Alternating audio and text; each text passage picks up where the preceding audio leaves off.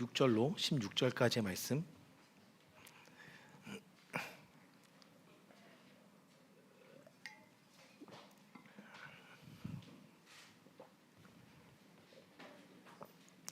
고린도전서 2장 6절로 16절까지 말씀, 저와 여러분들이 한 절씩 교독하겠습니다. 제가 먼저 읽겠습니다. 그러나 우리가 온전한 자들 중에서는 지혜를 말하노니 이는 이 세상의 지혜가 아니요 또 이 세상에서 없어질 통치자들의 지혜도 아니요.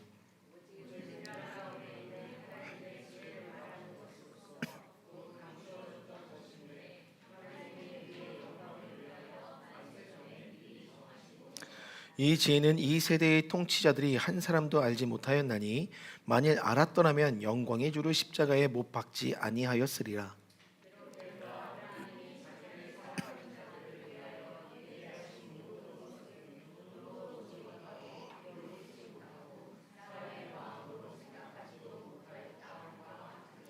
오직 하나님이 성령으로 이것을 우리에게 보이셨으니 성령은 모든 것 곧 하나님의 깊은 것까지도 통달하시느니라.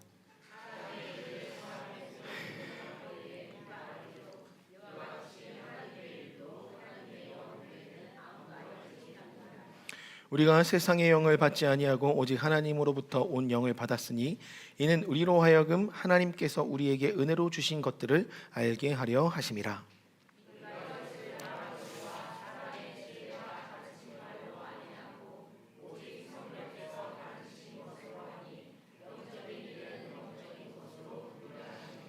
육에 속한 사람은 하나님의 성령의 일들을 받지 아니하나니 이는 그것들이 그에게는 어리석게 보이며 또 그는 그것들을 알 수도 없나니 그러한 일은 영적으로 분별되기 때문이라.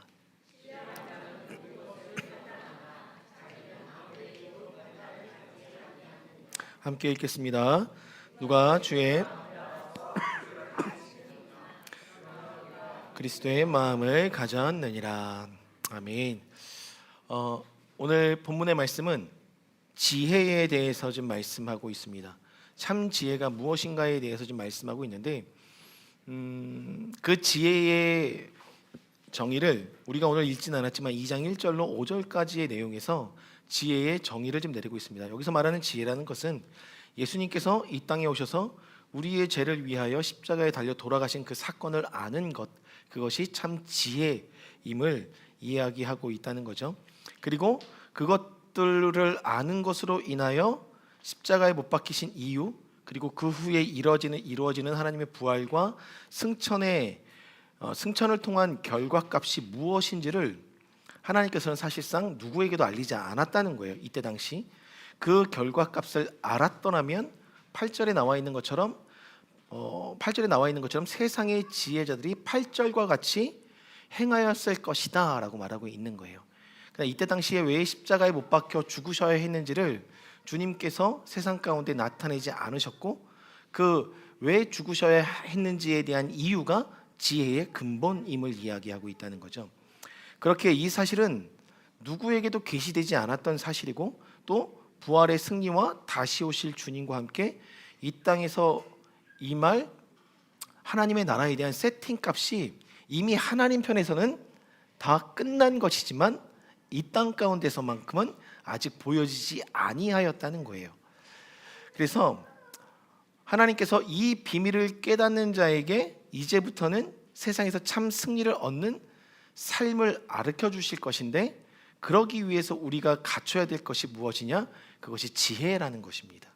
그 지혜를 깨달아야 결과적으로 오늘 본문에 나와 있는 영역에서 이 세상도 모르고 있는 지혜, 이 세상의 통치자들도 곧 없어짐으로 썩어질 지혜가 아닌 이 세상에서 영원히 빛날 지혜를 우리에게 보여주시겠다 약속하는 것이죠.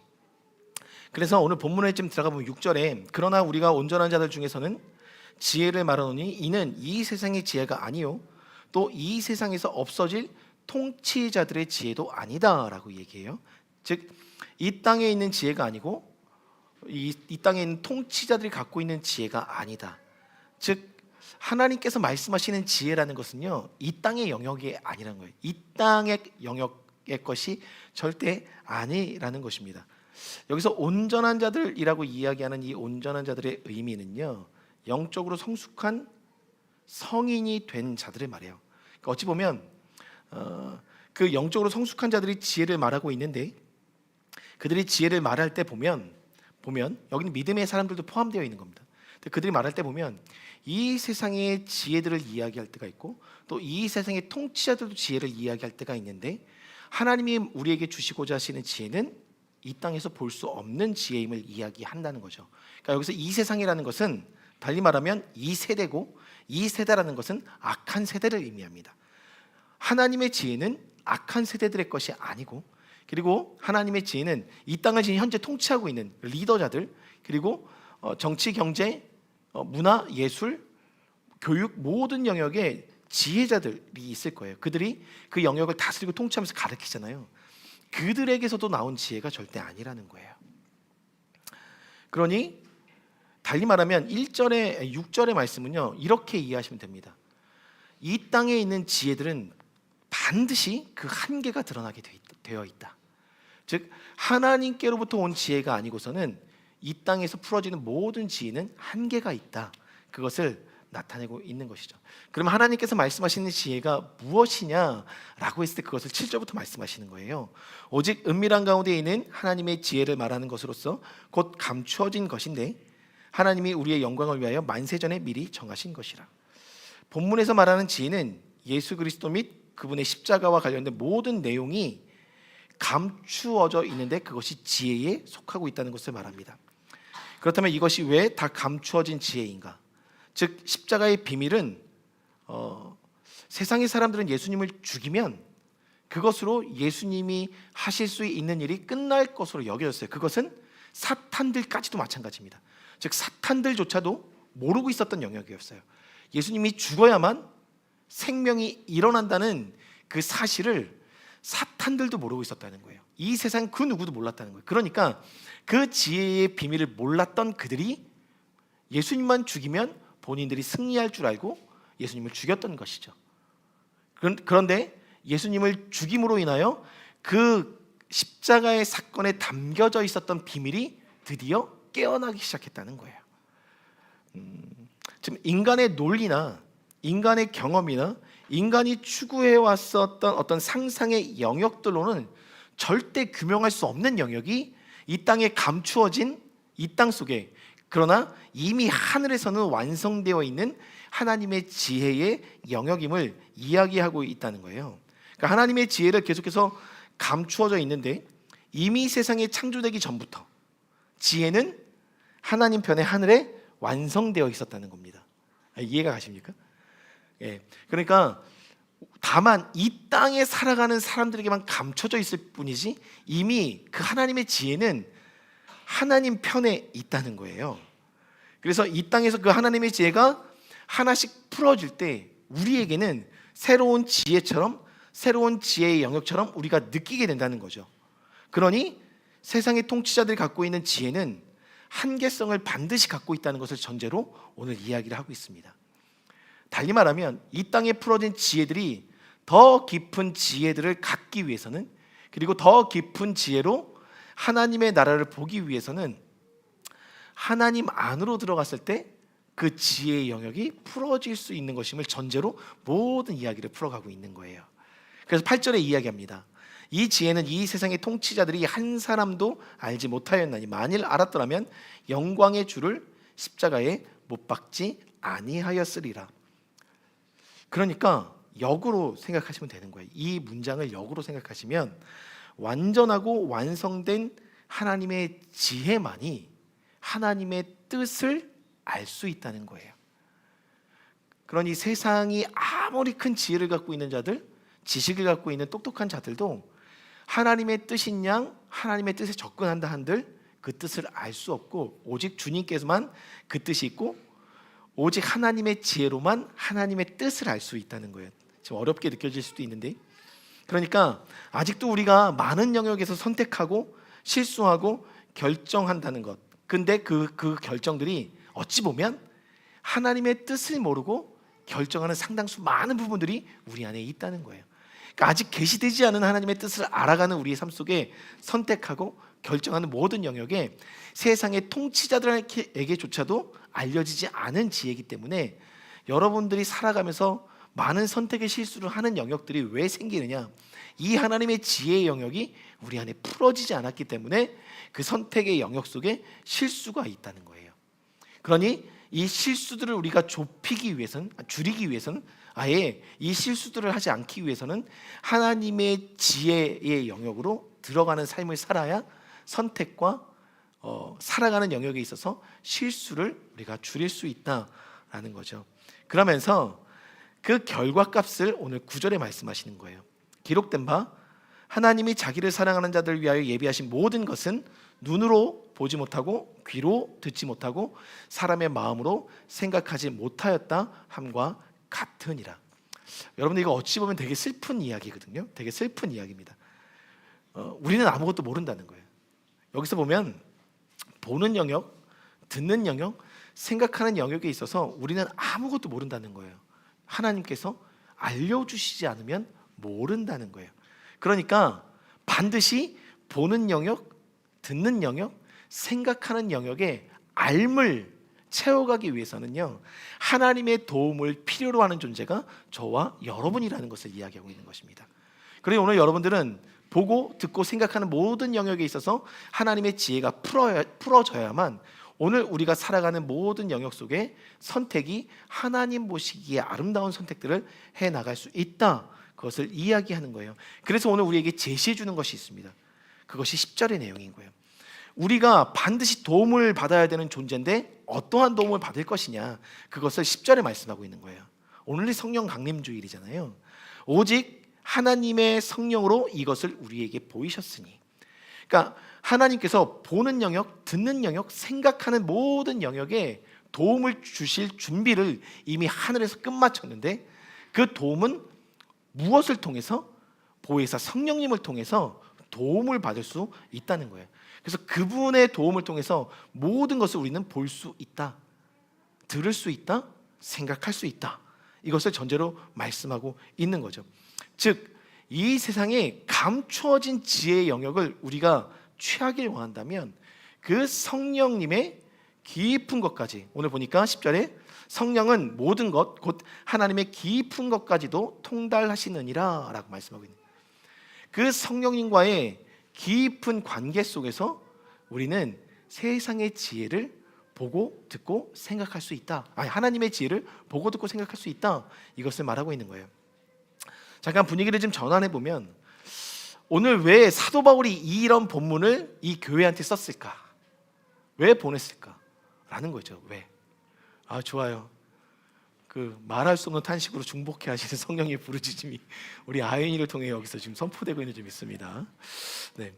고린도 교회에는 분열이 좀 일어났어요. 파가 나뉘어졌죠. 파가 나뉘어졌는데요, 게바, 바울, 아볼로, 예수파, 이 네 파로 나눠져 있었고, 이 분열을 막는 키가 뭐냐라고 했을 때 오늘 2장 1절로 5절의 말씀, 하나님의 지혜가 이 분열을 막을 수 있다는 거예요. 그러니까 여러분들, 이 세상이 분열되어 있습니다. 그리고 이 교회가 분열되어 있어요. 그리고 우리의 삶이, 우리의 가족이 분열되어 있어요. 근데 그 분열을 막을 수 있는 키가 무엇냐라고 했을 때 하나님의 지혜가, 즉 예수 그리스도의 십자가의 그 지혜가 그 공간 안에, 그 영역 안에, 그 삶 안에 풀어지지 않으면 분열은 계속해서 일어날 수밖에 없다는 거예요. 그러니까 분열이 일어난 그 교회를 향해서 오늘 하나님의 지혜를 말하고 있고, 그 지혜를 누구로부터 깨달을 수 있느냐? 성령님이 오셔야만 된다는 거예요.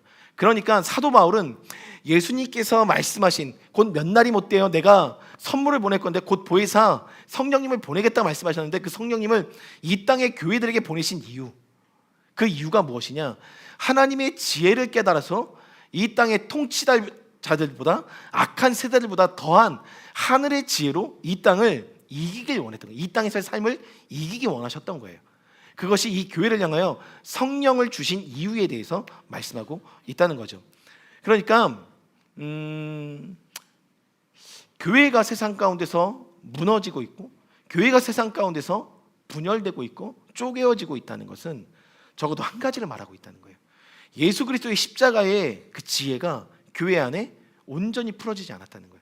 달리 말하면 오늘 성경에 나와 있는 것을 성령은 곧 모든 것의 깊은 것까지도 통달하시는데 성령의 깊은 통찰이 그 지혜의 통찰이 십자가의 의미의 통찰이 교회 안에 온전히 덮여지지 않았기 때문에 교회는 분열하고 있다는 것입니다.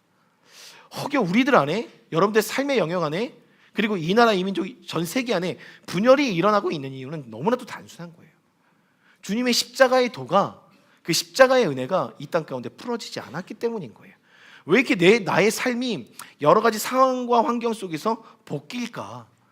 하나님의 지혜가 온전히 풀어지지 않은 거예요.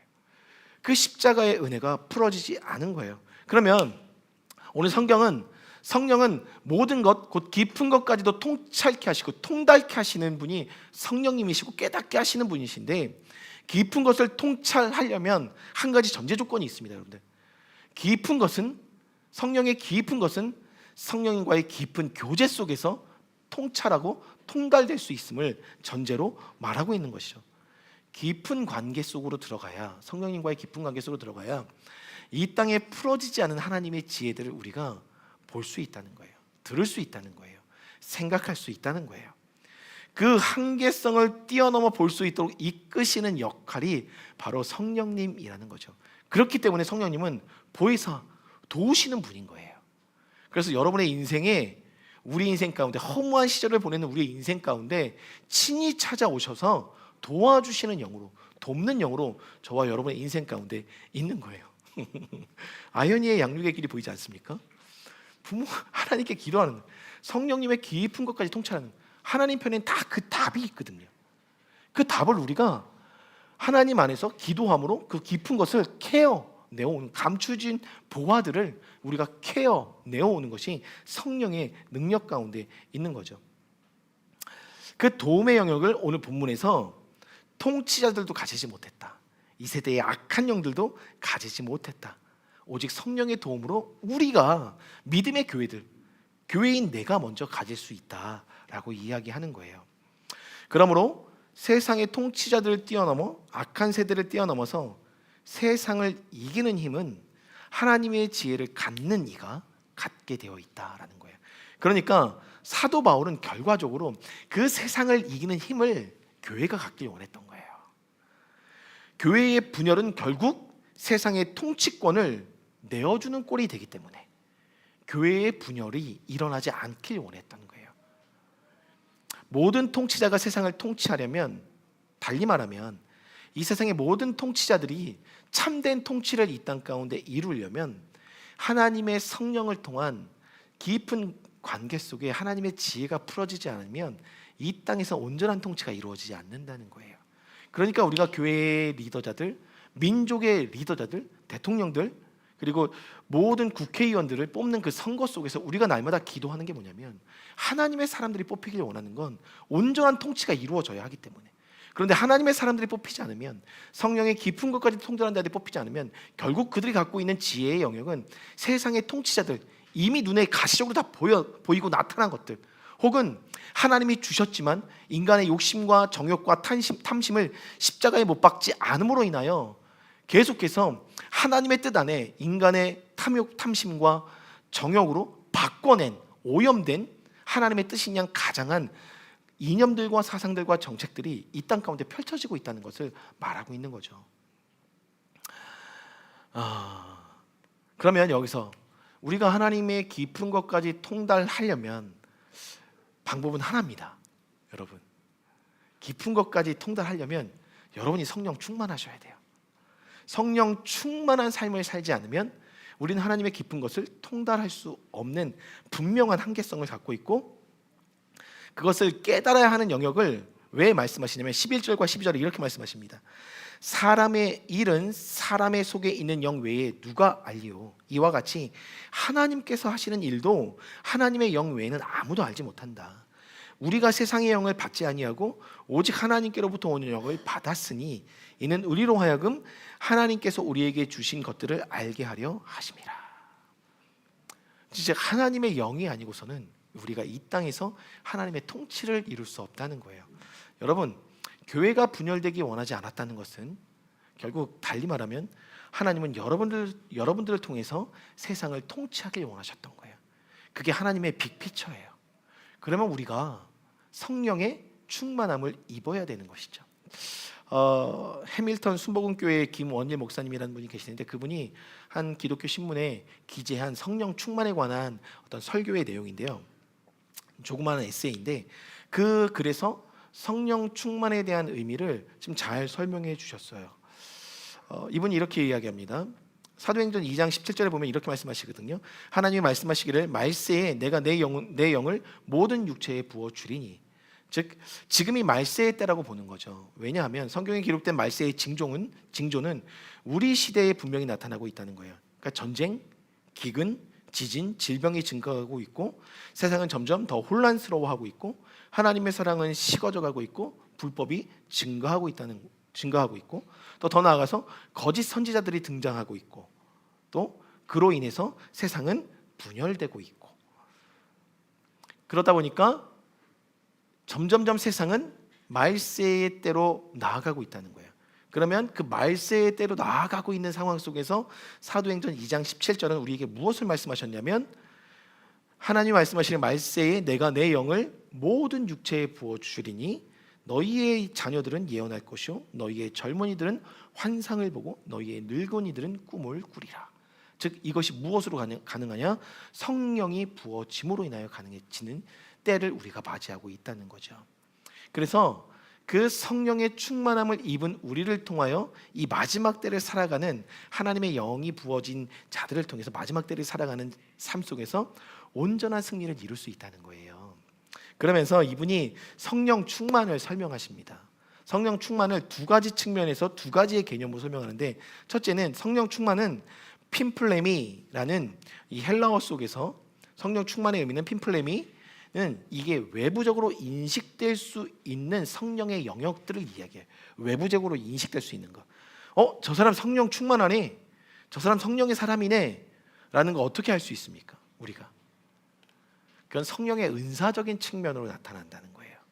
그래서 이 사람이 성령 충만한 사람인지 아닌지를 무엇으로 판별할 수 있냐면, 우리 안에 부어진 성령의 은사, 방언도 마찬가지고 예언도 마찬가지고 병 고치는 은사들, 성경에서 말하고 있는 그 성령의 은사적인 측면들을 통해서 성령 충만의 개념을 설명할 수 있다는 거예요. 그러나 또 한 가지의 충만함이 있다는 거예요. 그것은 플레로라는 말입니다. 이것은 무슨 말이냐?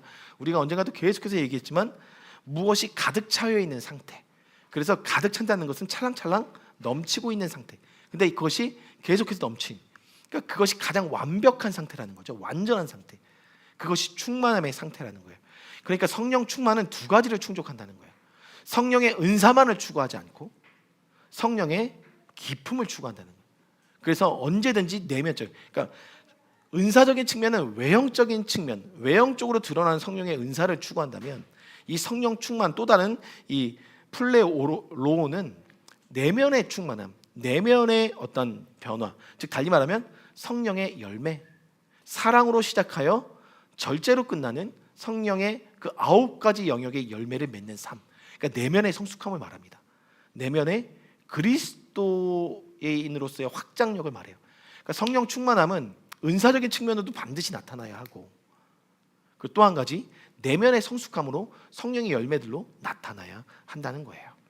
그래서 이러한 내적 외적 성령의 충만이 임하게 되면 성령 충만한 삶은 우리의 삶을 어느 쪽으로 이끌어 가냐? 여기서 네 가지를 설명한다는 거예요. 성령의 능력과 그리스도의 성품의 균형과 조화를 이루어서 그리스도만으로 만족하는 삶을 살아갈 수 있는 삶을 산다는 거죠. 그리스도로 인한 만족이 있다는 거예요. 그러니까 세상의 어떤 부와 권력과 영예의 영역에 우리가 그것을 보면서 결핍을 느끼지 못하고, 주님으로 인하여 나는 주님 한 분만으로 만족합니다 라는 믿음의 고백을, 또한 삶을 그렇게 살아내는 자들이 성령 충만한 자들의 삶이라는 거예요. 그리고 또 한 가지의 이야기라는 것은 거룩한 비전을 품고 살아가게 된다는 거예요. 그것은 사도행전 2장 17절에도 말한 것처럼 자녀들은 장래일을 말하고 늙은이들은 꿈을 꾸고 젊은이들은 이상을 본다는 것은, 성령 충만한 삶은 나의 것들을 이야기하는 것이 아니라 하나님 나라의 것을, 거룩한 하나님의 것들을 이야기한다는 거죠. 그리고 셋째, 날마다 이 성령 충만한 삶이 주는 유익을 알기 때문에 그는 계속해서 외향적인 내향적인 성령 충만을 날마다 추구하는 삶을 간구한다는 거예요. 그리고 마지막으로 그러한 자들은 결과적으로 참을 수 없는 기쁨의 복음을 증거한다는 거죠. 이것이 성령 충만한 삶들의 열매라는 거예요. 그러면 우리는 항상 고민합니다. 어떻게 성령 충만을 이룰 수 있습니까? 어떻게 주님과 깊은 교제로 나아갈 수 있습니까? 라는 거예요. 그러니까 이것이 우리에게 항상 숙제일 거예요. 이 숙제를 사도 바울은 에베소서 5장에서 풀어가고 있어요. 많은 것들을 예로 들 수 있지만 에베소서 5장 15절 이하에 보면 이렇게 이야기합니다. 그런즉 너희가 어떻게 행할지를 자세히 주의하여 지혜 없는 자같이 하지 말고, 여기서도 지혜가 나옵니다. 그리고 오직 지혜 있는 자같이 하여 세월을 아끼라. 때가 악하니라. 그러므로 어리석은 자가 되지 말고 오직 주의 뜻이 무엇인지 이해하라. 즉 주님의 지혜를 이해하는 것이 우리한테 필요한데, 그러기 위해서 여기서 말합니다. 술 취하지 말라. 이는 방탕한 것이니 오직 성령으로 충만함을 받으라. 성령의 충만함에 있어서 술 취하지 않는 방탕의 영역을 얘기한다는 거예요. 그런데 여러분들 이 부분을 저는 계속해서 저는 이 부분을 어떻게 이해하고 있냐면, 방탕하는 삶에 더 집중하십시오.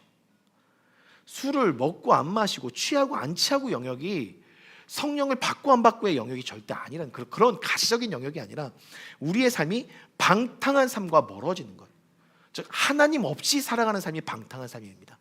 그게 아버지의 권위를 떠나서, 그래서 아버지 재산 다 나한테 주십시오, 나는 내 인생 살 겁니다 하고 아버지와의 모든 관계를 끊어내고 아버지 없이 그냥 질서 없이 살아가는 인생, 그래서 죄와 벗사는 인생, 우리의 소비가 하나님 편에서 하나님 나라의 가치를 지키지 못하는 인생, 그래서 그 둘째 아들과 같이 살아가는 그 인생이 방탕한 인생이라는 거예요.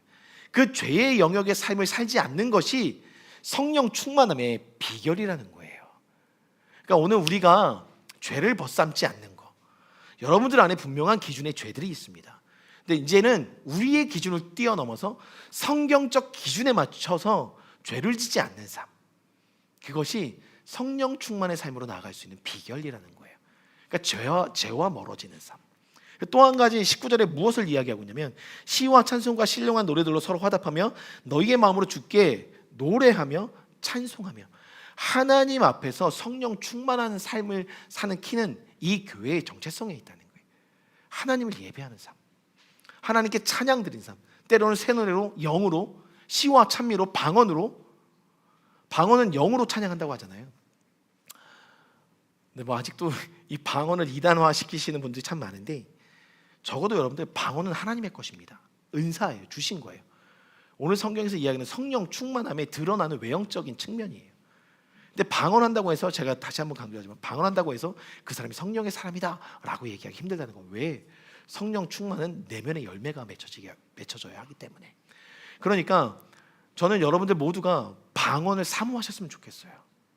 언젠가도 이야기했지만 지금 트럼프 대통령의 조언자로 한 목사님이 계시는데, 그 목사님이 전혀 트럼프 대통령의 조언자로, 멘토로, 영적인 것들을 말하고 가르치는 사람으로 본인이 그 자리까지 나아갈 거라고 전혀 생각하지 못했어요. 근데 그분이 어느 날은 그 자리에 서게 된 거죠. 근데 하나님께 물었다는 거. 하나님, 내가 왜 이 자리에 서 있습니까? 그랬더니 하나님께서 그 마음속에 감동하기를, 네가 맨날 그렇게 나한테 기도하지 않았냐. 근데 자기는 기도한 기억이 없다는 거예요. 알고 보니까 매일같이 자기도 왜 내가 방언을 하는지 모르겠지만 방언으로 기도했는데, 그 방언의 모든 기도 내용이 그런 내용이었다는 거예요. 하나님은 듣고 계신 거거든요. 그러니까 더 깊은 영역의 주님과의 관계가 이 방언 안에 있습니다. 여러분, 방언하기를 사모하십시오. 그것이 성경적 가르침입니다. 그렇기 때문에 이 찬양의 예배라는 것, 시와 찬미와 신령한 노래라는 것은 방언으로 영으로 찬양하는 거, 우리가 오늘도 영으로 찬양하는 거, 새 노래 드리는 거, 이 모든 영역이 주님께 성령 충만의 삶을 사는 비결이라는 거죠. 예배에 있습니다. 성령 충만의 삶이. 그리고 마지막으로 20절에 뭘 말씀하고 있냐면, 범사에 우리 주 예수 그리스도의 이름으로 항상 아버지께 감사하며. 참 어려운 영역이죠. 이 감사만 우리가 제대로 해도 주님과의 깊은 그 성령 충만함의 영역들을 우리가 삶에서 누릴 수 있다는 거예요. 그래서 추수감사절 때 우리 항상 부르는 찬양 있잖아요. 갑자기 가사가 생각이 안 나네. 그 감사의 영역들, 모든 것 주신 감사, 때론 아픔과 슬픔이 있어도 감사. 우리가 지금 이제 성경의 욥기로 들어갔는데 욥도 되게 의인이었지만 그게 상대적 의인이었거든요. 그러다 보니까 자신에게 임한 걸 다 감사하지 못했어요. 친구들이 공격해오는 공격을 받아치는 그 삶에서 보면 어느 정도 자신의 생명을 지금 이런 상태로 생명을 유지하고 계신 하나님에 대한 원망들을 쏟아내거든요. 그러니까 하나님이 나타나셨을 때 이제는 내가 귀로만 듣기로 했던 주님을 눈으로 뵙습니다라는 정말 감탄의 고백을 드릴 수 있었던 거예요. 아, 하나님 한 분이면 다 해결되는 거였구나. 그분이 나한테 계시가 되면, 그분이 내게 보이면 다 되는 거였구나. 그러니까 주님으로 인한 감사를 우리가 올려드리는 것이 성령 충만함의 비결임을 오늘 성경은 이야기하고 있다는 거죠. 세 가지를 기억하십시오. 죄와 멀리하는 삶, 방탕의 삶을 끊는 것, 그리고 오늘도 우리가 영과 진리로 주님 앞에 참 예배를 올려드리는 것. 더 나아가서 이제는 우리의 삶에 불평과 원망이 아닌 하나님이 주신 것으로 인한 감사의 찬미를 올려드리는 삶, 이것이 성령 충만한 삶을 살아갈 수 있다는 거예요. 그렇게 됐을 때 결과적으로 여러분들 그 성령 충만함의 일들 속에 오늘 13절 이하의 결과값을 우리에게 주시겠다고 말씀하시는 거예요. 13절에 말씀하십니다. 우리가 이것을 말하거니와 사람의 지혜가 가르친 말로 아니하고 오직 성령께서 가르친 것으로 하니 영적인 일은 영적인 것으로 분별하느니라. 육에 속한 사람은 하나님의 성령의 일들을 받지 아니하나니 이는 그것들이 그에게 어리석게 보이며 또 그는 그것들을 알 수 없나니 그러한 일은 영적으로 분별되기 때문이라. 신령한 자는 모든 것을 판단하나 자기는 아무에게도 판단받지 아니하니라. 지혜를 주신다는 거예요. 그러한 자들에게 지혜를 주신다는 거예요. 그리고 그 지혜가 오늘 우리에게 왜 필요하냐? 세상을 이기는 힘인데 그것이 왜 세상을 이기는 힘이냐? 분별의 영역을 우리에게 선물로 주신다는 그 지혜를 통해서, 성령의 충만함을 통해서 그 성령님께서 오늘 우리 가운데 어떤 계시를 주시냐면, 어떤 봄의 영역을 주시냐면, 어떤 생각의 영역을 주시냐면, 어떤 들음의 영역을 주시냐면 하나님께서 기뻐하시는 영역과 기뻐하시지 않는 영역에 대한 분별이 그로부터 주어진다는, 그게 지혜의 영역이라는 거예요. 그러니 오늘 우리의 선택이, 오늘 우리의 결정이 하나님의 기쁨이 되기 위해서 우리가 추구해야 될 삶이 성령 충만함. 근데 그래서 오순절 마가의 다락방에 성령님께서 오셔서 그들에게 임한 그들이 그로부터 각기 다 다른 나라의 언어로 방언을 하면서 나아가서 무엇을 전하기 시작했습니까? 그 성령 충만한 삶이 결국 복음을 증거하는 삶으로 나가게 만들었던 거예요. 죽기까지. 왜? 분별이 됐던 거예요. 진짜 지혜가 무엇인지 분별이 됐던 거죠. 진짜 기쁨의 소식이 무엇인지 분별이 됐던 거예요. 오늘 여러분들을 기쁘게 하는 소식이 무엇입니까? 오늘 여러분들을 들뜨게 만드는 소식이 무엇입니까? 성령 충만한 사람들에게 있어서 기쁨의 소식은 그들을 들뜨고 뛰고 외양간 송아지처럼 사슴과 같이 뛰게 만드는 것은 예수 그리스도라는 것을 깨달았다는 거예요. 그래서 그러한 우리들에게 또 마지막으로 주시는 하나님의 은총은 뭐냐면 16절, 누가 주의 마음을 알아서 주를 가르치겠느냐, 그러나 우리가 그리스도의 마음을 가졌느니라. 성령 충만한 자들에게는 그리스도의 마음을 비춰주신다는 거예요. 그러니 그 마음이 있는 자들은요, 세상의 가르침보다 더 높은 차원의 주님의 가르침들을 세상 가운데 드러낼 수 있다는 거죠. 저는 그런 삶을 여러분들이 살으셨으면 좋겠어요. 저는 이 사실에 지금 흥분할 수밖에 없습니다. 우리가 오늘 본질적인 삶을 먼저 추구하지 않으면, 성령의 충만한 삶을 추구하지 않으면 우린 세상에서 선택하는 영역에, 그리고 사고하는 영역에, 보는 영역에, 듣는 영역에 날마다 실패할 수밖에 없다는 거예요. 그러니 여러분들 성령 충만함을 우리가 꿈꿔야 하는 거죠. 그러니까 결론적으로 좀 말씀을 드리겠습니다. 바울이 말하고 싶었던 바가 있었어요.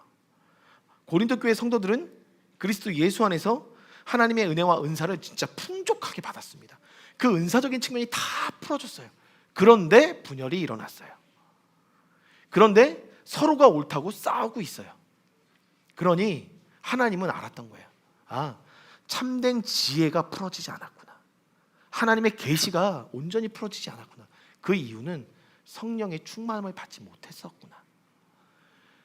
오순절 마가의 다락방을 통해서 그 성령의 역사가 이스라엘 전역을, 그 중동아시아 전역을 덮고 있는 그때에 이미 하나님의 복음을 알았다고 하는 교회들은, 성령을 가지고 있다고 자부하는 그들은 오히려 그 안에서 각자에게 임한 감동을 따라, 그 선택을 따라 분열이 일어나기 시작했다는 거예요.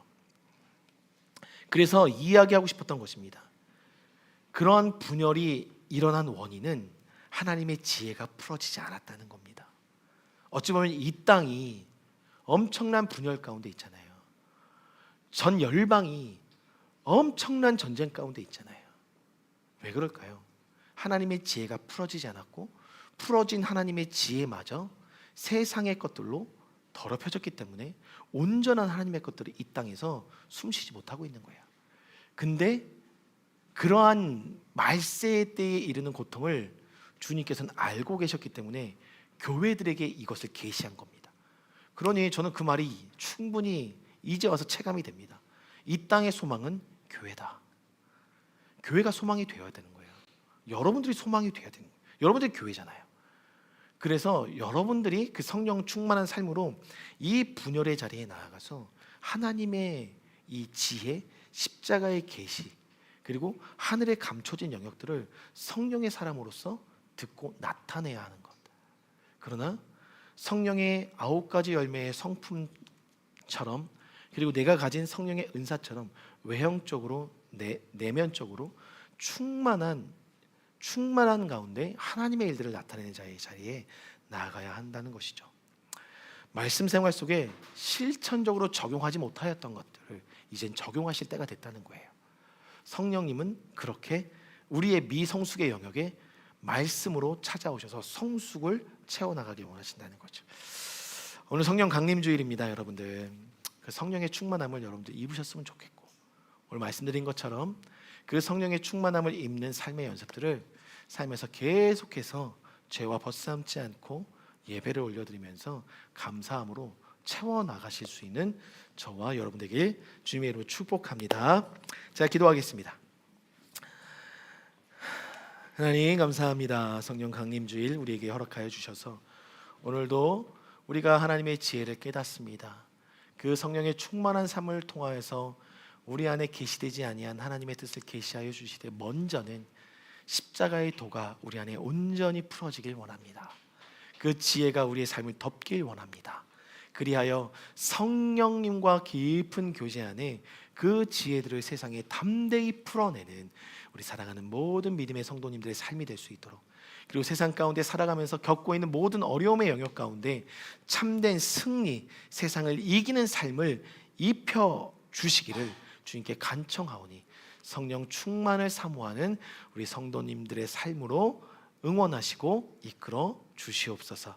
오늘도 빈손으로 나오지 않고 주님 앞에 귀한 예물 올려드릴 때 흠명하여 주시고, 드린 손길마다 그들의 삶의 영역에 드림으로 배가가 되는 30배, 60배의 열매의 은총이 가정마다, 사업마다, 삶의 현장마다 임하게 하여 주시옵소서.